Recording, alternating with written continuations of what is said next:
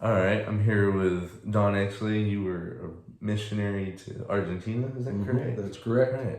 Well, I'll just get right into it. What was the first question? What was the moment that you felt called to ministry? I was a teenager and we were in a revival. In fact, my older brother was a youth evangelist, and I felt probably about the fourth or fifth night of of that revival, felt called into ministry.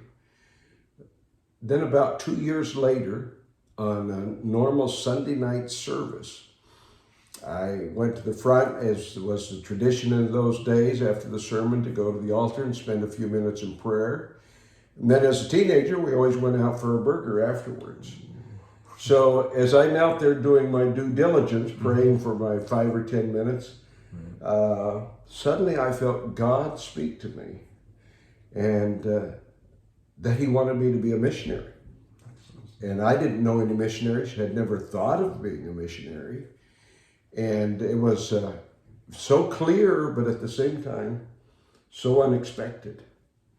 At that time, they were opening the second teen challenge in the city of Houston, or the first one in Houston, the second one in the nation. And that my passion to reach lost people, I was going down there every Friday night working on the downtown streets of Houston, evangelizing. And then on Saturdays, go back and help with the remodel of the new center. And so when I felt the Lord said, I want you to be a missionary, being young and inexperienced and not clear on how to discern, is that God's voice or is that me? I pulled a Gideon. I said, I want to fleece. So I said, Lord, if that's you, that you're really speaking to me to be a missionary, then I want you to give me such a burden for lost people that I can't quit weeping. Well, I was just in a moment of praying before we went out to get a hamburger. So I pulled out a handkerchief and I said, see, God, my eyes are totally dry. If that's you, give me such a burden for lost people that I can't quit crying. And suddenly for the next several minutes, I don't know how long now, I couldn't stop weeping. It was, my eyes were a fountain of tears. And so that was just the beginning of the next step. So then I went to Southwestern and I was a junior at SAGU. And during a normal chapel service, like every day you go to chapel, so the sermon ended, they were giving the dismissal prayer.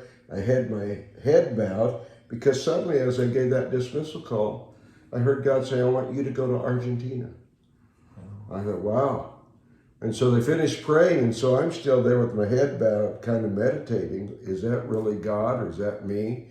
And the student beside me couldn't get out to get to class, so he elbowed me real hard. He said, hey man, what happened? You being called to Argentina or something? And that's how it was. So then we finished and began the process of pastoring and then applied to become missionaries. Awesome. Well, next question is, what were some of the challenges that came out of it? You know, every time God speaks to you and calls you, as you mature, I think the next thing He asks you to do is maybe a little more complicated, requires a little more sacrifice, but produces far bigger impact for the kingdom of God. Of course, some of the challenges of early on was not pastoring. We enjoyed the 2 years and 3 months that we pastored. The next big challenge is, you go through the process to become a missionary, and then you have to raise funds. Mm-hmm. And my goodness, we pastored a small church in a small section in North Texas. We were unknown. And so then the big challenge is as a 25-year-old preacher, mm-hmm. and who wants to have you come in and preach about missions? You've never done missions. And how do you raise your funds? And so as we were struggling to raise the funds, and I just, God, how are we going to do this? And the Lord said, spend a week in prayer and fasting. So I took off a week and dedicated it to pray and to fast all week long. And then our monthly pledges almost tripled. And what was